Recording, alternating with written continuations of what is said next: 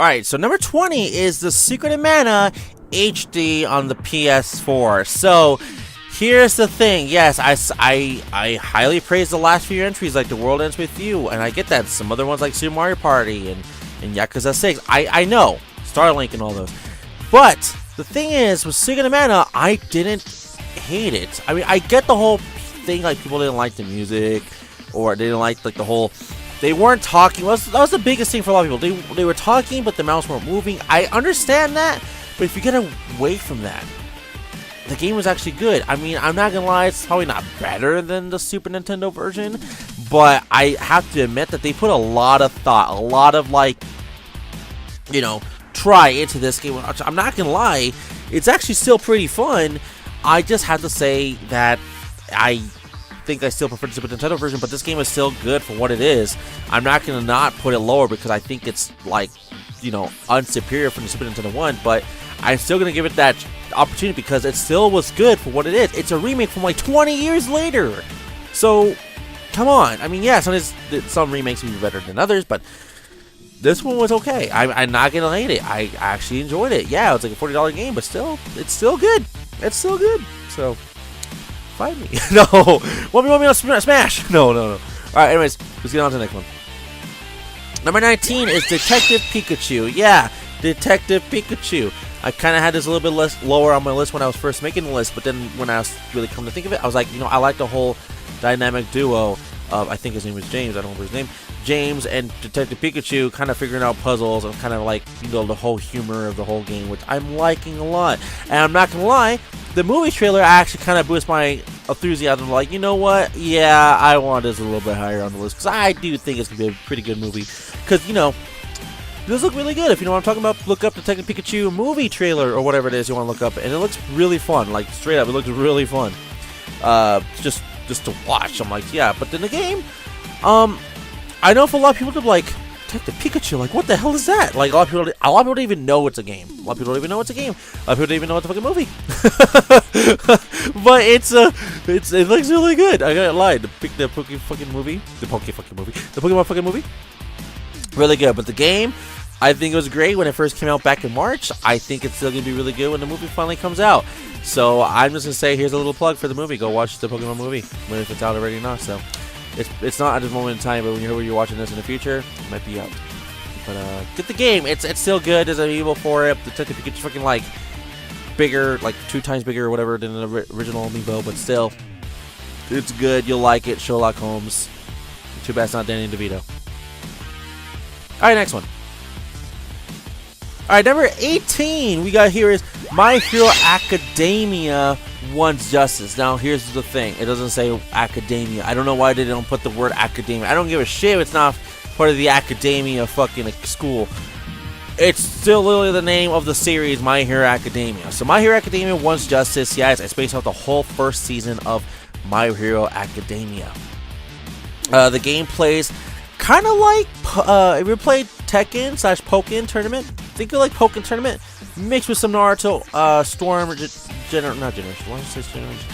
Storm gameplay. That's what it is. I like that. I mean, I'm not gonna lie, I think it's probably the highest rated anime game of the year for me, so I'm not lying, it was pretty fun. Again, My Hero Academia, I kind of really started getting into it like earlier this year, I believe, or it was like late last year. But I'm liking for what I was playing of it. It's not even that bad. Like, it's really good. I really do think it's probably the anime game of the year, if that's even a thing. But if not that, literally, there's one more. There's actually, yeah, there is actually another one. My bad. This is like if the Godfather of anime wasn't in the list, this would make it, but it's not. So, I mean, there is. So, I mean, yeah. I'm gonna just shut up because you know what? Yeah, it's a fun game. Go get My Hero Wants Justice for Nintendo Switch or PS4 or whatever you want to get it for. But still, if you like fighting games and anime, that's one. You might get the last one later on. So next entry. Number 17. Fee or Fi or whatever you want to say how that name is. But I'm calling it Fee or Fi. I don't know. Fee, let's just call it Fee. So F-E. Whatever this game is called. I actually didn't really know much about this game until later on in its lifespan. because I literally like a hidden gems video for Nintendo Switch, whoever made it. I think it was like Wood from Beat 'em Ups, but still, Fee, I kind of liked it. Yeah, I see some flaws in it, but for what it is, I like the whole. It has that like Halloween, not scary, but like shadowy kind of I don't know, not want to say forest. It is a forest because it's in like a forest, but I don't know. I like the whole shadowy kind of environment. I like the whole like idea of like, you know, it can be twisted and dark, but also cool and awesome at the same time. I don't know. It's just, it has that appeal of it for me, and I liked it. And of course, the whole gameplay, I mean, it wasn't the best. I played better platformers, but there wasn't really many net platformers this year. Well, I mean, there kind of is, but there's some other ones that are just better in the list. I will say that, but I don't know. I liked it. It did remind me a little bit of like a Banjo-Kazooie kind of ukulele feel, just a little bit less because it wanted you to like really travel through the trees and all that a lot. It's just kind of a weird explanation how to really say what it is. It's just, I don't know. Watch like. Not watch, I mean, you kind of are watching it, but I mean, watch a trailer, kind of play it if you want to. It's just something that kind of really interested me this year, and it just kind of stuck with me. So, it's one of the big indie games of the year that I personally liked. I mean, there's some other big ones that I liked a lot, like Celeste and stuff, but I don't know, Fee had that feel I just liked more than Celeste, even though I know it was a competitor of the Game of the Year awards from the Game Awards, so it is my list. I mean, I'm weird. I like Fee, Fi or 4 or whatever what it's called. But anyways, let's get on to the next entry. Alright, number 16, Shadow of the Tomb Raider. Yeah, so I'm not the biggest fan of the Shadow of the Tomb Raider. I'm not the biggest fan of the Tomb Raider franchise. I've never grew up with the original Tomb Raider games from the PlayStation 1 era. I never have. Literally the biggest Tomb Raider game I've ever played for when it actually was relevant was Tomb Raider, I think Legends or whatever. I think it was called Legends for the 360, like one of the launch title games for the 360 or whatever. Maybe like not launch title, like first year, whatever it's called. It was even on PS2 and whatever. It's the one without a trailer intro thing for the game, which was on the PS2 one. But whatever, regardlessly, that was my first entry. I'm not saying it was the best one. I'm just saying that was my first entry. I did play the reboot one, Tomb Raider, on the PS3. I know it was on PS4 as well, Definitive Edition. I need to own that. I need to go buy that. I did later on get Tomb Raider, Rise of the Tomb Raider on the 360. On the PS, wow, the Xbox One. It is on 360 too, but I'm on Xbox One. I don't know.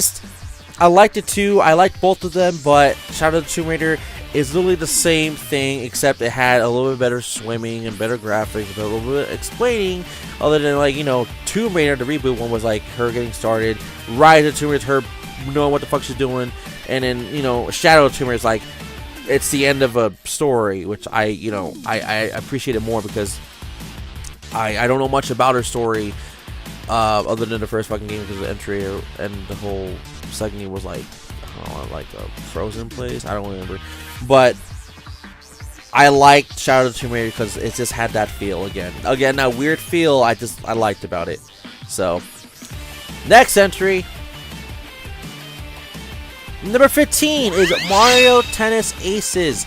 Now Mario Tennis Aces, yes, actually they kind of look like actual tennis players, like actual tennis players. I remember the whole controversy of like, oh my god, Luigi, you can see this junk for once or whatever. Like, you can see how big it is. I don't know why the fuck that was the only thing I remember about the game, but they added some DLC characters since then. It's actually got better with some of the patches, and I actually do like it a lot, especially when they released the demo alpha thing. It was like you could play before the game came out, and I actually did play it. It was actually really good. I'm not gonna lie, I really liked it. Again, I don't think it's better than Power Tennis, the one on the GameCube. I liked Tennis Aces. It's a extremely close second. Like, it really is. It probably gets second place for me in Mario Tennis games, but I don't know. It just, Mario Tennis Aces, yeah, it had everything I wanted except, like, I don't know, it had like a few things I feel like Power Tennis was like there and it was missing from Power Tennis, so I have to give it still to Power Tennis from this day. I don't know, there was something. Of course there's some more characters and Tennis Aces, but Power Tennis is, I think, is still the one to go for. But you can't go wrong with Tennis Aces, especially if you never played a Mario Tennis game, and I just have it for that reason on here alone, because I actually still have fun with the game. I still can't beat Power Tennis because it's super fucking hard when you try to do doubles, or I think it is, or I don't know if it was singles. I don't remember which one I was trying to do, but fuck that game because it's on difficulty. But still, go check out Mario Tennis Aces. I liked it. It wasn't a bad game. So, number 14, The Messenger. Yes, one of the biggest, and I'm doing it, biggest indie games of the year. Yeah, there's some other ones I already said before, like Celeste. I didn't mention this one because I don't think it's on the list, but I have to give it also to Dead Cells because I just liked it. Maybe it is on the list. Who knows? Maybe it's not. Maybe I'm spoiling it for you. Woo! Spoilers.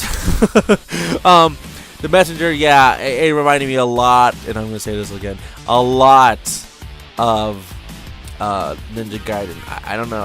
I liked it. I keep saying that for a lot. I liked it, but it's true. I did like it. The Messenger, it's hard. I mean, it shows you, like, you know, what you can improve on. It kind of makes you think of your mistakes and how you can improve on it and what you can do the next time you want to try and do it. But again, I just feel like The Messenger, yeah, it should have been a contender for the Game of the Year, but because I just didn't appreciate all that much more of it, and I'm not that big onto those type of games, but I did like it better than Fi or Fi or 4 or whatever it's called, I had to give it higher on the list because, well, I felt like it did way better than a lot of people probably anticipated because, well, indie games was pretty big this year, especially how Celeste is the Game of the Year from the Game Awards. I keep saying that, but it was really surprising to me. I have to say, The Messenger, you should have been on that list, bro. So maybe I'm not appreciating you that well, but you should have been on the list because, well, I appreciate you just that much more. But again, I suck at your game because I'm just not good. Did I mention it's hard like Ninja Gaiden? If I didn't, go try Ninja Gaiden. Alright, let's get on to the next one. Number 13, Blaze Blue Cross Tag Battle. So this is the one with Persona 4 Arena. EXE Late from In Birth or Under Birth. I forget what it's called. And Ruby, the hit show anime thing from Rooster Teeth.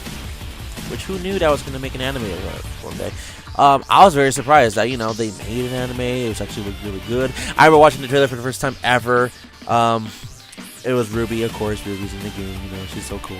Of course, Blaze Blue Cross Tag Battle was literally all those game franchises and whatever. All those franchises all into one fighting game because, of course, they don't know if they want to make another Persona fighting game or maybe it was another In Birth game. Who knows, even though they re-released it on the PS4 anyways. And of course, they're going to be making another Blaze Blue game like they'll do all the time. But then there's one thing I never really understood. They didn't bundle it with their other big fighting game. Guilty Gear. Maybe they wanted to just do Blaze Blue. I don't know. Maybe Guilty Gear is just too big of a competitive game, or not Blaze Blue, Guilty Gear. I don't know. But regardlessly, I liked it. I'm not gonna lie. I was lucky to find it on the Switch for so cheap and so early because it was like a month, and then I found it pre-owned. It's like, holy shit, someone didn't like it. But the thing is, if you played another fighting game this year, if you know what I'm talking about, it had the same mechanics as that game.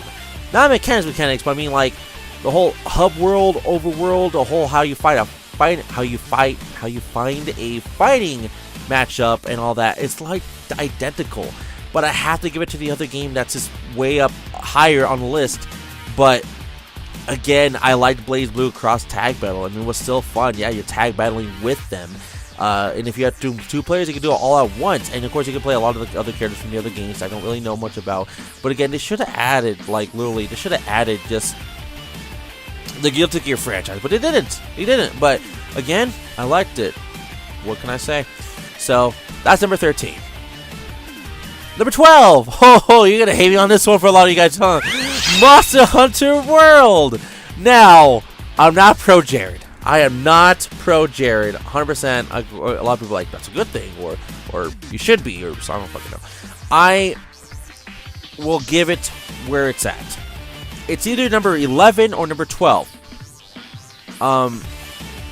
Monster Hunter World, I have to say, for the first time ever in my life, gonna say this for a Monster Hunter game, I actually enjoyed Monster Hunter. This game is actually fucking fun. Fucking, I don't want to say fucking, but it is. I really liked it. It didn't have that whole, like, if you never played Monster Hunter, you're not going to enjoy this game. If you are a newbie, you will actually enjoy this game. It actually tells you how to fucking play. It actually kind of makes it easy for you. It kind of shows how much damage you want to. But if you're a purist from Monster Hunter past versions of the games, you're going to like this game too, because they also give you that version too. Again, I'm not the biggest Monster Hunter fan. I really ain't, but I was playing this with my friends. Basically only my 2 friends that played this game. But I was really only liking it because they were showing me how to play it. I feel like if I didn't have help, I wouldn't enjoy it as much as I was this year. I'm still playing it a teeny bit whenever we can on Xbox Live. I do have the PS4 version too. That's how much I like this game, people. I do have the game twice. Okay. But again, I have to say, this is the best Monster Hunter game I've ever played, ever, and I'm hopefully the next Monster Hunter game will just do the game, not saying better, because I mean, this is a really good game, I think it could do it better, oh my god, it's great, that's good, but just as user-friendly and you know, not kid-friendly, more like, you know, entry-level friendly for newbies out there that never played the franchise, again, then yeah, that next Monster Hunter game will really be good. Maybe there could be another Monster Hunter game like Underworld or something. It could be called Monster Hunter World 2 or Monster Hunter World some other subtitle in the game. But still, I enjoyed it for what it is. I was very surprised for Monster Hunter. I would never assume that put Monster Hunter in a top 20 list. None of the doubt ever. I would just assume I would acknowledge it like I did for a few other games this year, like We Happy Few, and I don't know what else I put on there. We Happy Few, Mega Man X Legacy Collection, WarioWare Gold. You get the idea. But I just wasn't expecting that Monster Hunter World's gonna be on this list. I bought another game that day, other than that game that came out that year or this year, but I was not expecting Monster Hunter World. I'm sorry, I'm saying a lot about that. This is just how much it really impressed me. Monster Hunter World. Go check it out. It's on PS4 and Xbox One, and I think on Steam. I don't know about that. But there was another Monster Hunter game that came out this year for the Switch, but it came out last year for the Japan, which again I'll honorable mention that because it's not in the list. It is Monster Hunter Generations Ultimate for the Nintendo Switch. Again, go check that out if you have a Nintendo Switch instead. If not, I don't know, but Monster Hunter World, I have to give it to that game because it just was way out of my expectations. That was really good. Really good. I'm not gonna lie. And by the way, I'm a dual blader in the game, if anyone was curious. I'm a dual blader. I do not shield, okay? I go all in. Alright, let's get on to the next one. Alright, number 11. And yes, this is the pun, and I didn't mean it for it to be a pun, but I did actually enjoy it more than Monster Hunter Works. I actually know more about this franchise than that one, and you already know because you're seeing it right now on the screen. It is Mega Man 11. Yep, Mega Man 11 is number 11. I was really not. So when I was making the list, I didn't even notice it was number 11 until I put it as number 11. I'm like, holy shit, I just made number 11, Mega Man 11. My god. So Mega Man 11, yes, I actually put it up on the list this high because, no, not just because it's number fucking 11, but I actually did enjoy it. I'm not the biggest Mega Man fan in the world. I'm not. You go like tell Shadow Rocks, ZX, or whatever, or even Gerard the Completionist, whoever else likes Mega Man, like Rob Man from Happy Console Gamer. But still, I'm not the biggest Mega Man fan. I don't know much about Mega Man. If I do, it's probably like everything that everyone else knows about Mega Man. Like, oh, his sister's name is Roll, and Dr. Light, Dr. Wily, or Willy, or Wowie, or whatever he wants to be called in one game. And you know, there's Axe making future self, or whatever the hell it is, and then there's or not even future self, but you know what I mean. And there's Zero, Proto Man, Bass, or Bass, or whatever. You know what I mean. So regardless, Mega Man 11, I actually had a lot of fun. I actually learned a kind of a cheap trick with the whole what power up is the better one in my personal opinion. Yeah, it's the bubble one or balloon one, whatever it's called. But it's it's just what I thought. It was really good. I liked it a lot. It felt exactly like the last pure Mega Man games, like it should have been a long time ago. And thank God that, you know, Capcom finally brought back Mega Man, which kind of we're figuring out is going to be a thing, because after they were releasing the legacy collections of past Mega Man franchises, like the original and also X, which we are kind of hoping for a X9 now, and also if they're going to be a legacy collection for the Legends series, which who knows, I'd love to see that freaking Mega Man Legends 3 someday, Capcom, okay? And also I want to see more Battle Network, even though I don't know if that franchise actually finished 100% or not, but I actually like the Battle Network series. I was part of that generation. And yes, I did watch Mega Man NT Warrior on TV. But regardless of Mega Man 11, yes, I liked it. It was really good. It still had that Mega Man hard feel of it, which I suck at, I'm not gonna lie. But I appreciated I was still like that, and of course I actually had fun with it, trying to figure out what the best combos and whatever you can do. But again, I still love Mega Man 2 because I'm that fucking basic. So let's get on to the next one, which is next video or next list or in a second or two. But once again, here we go, top 10 games of the year.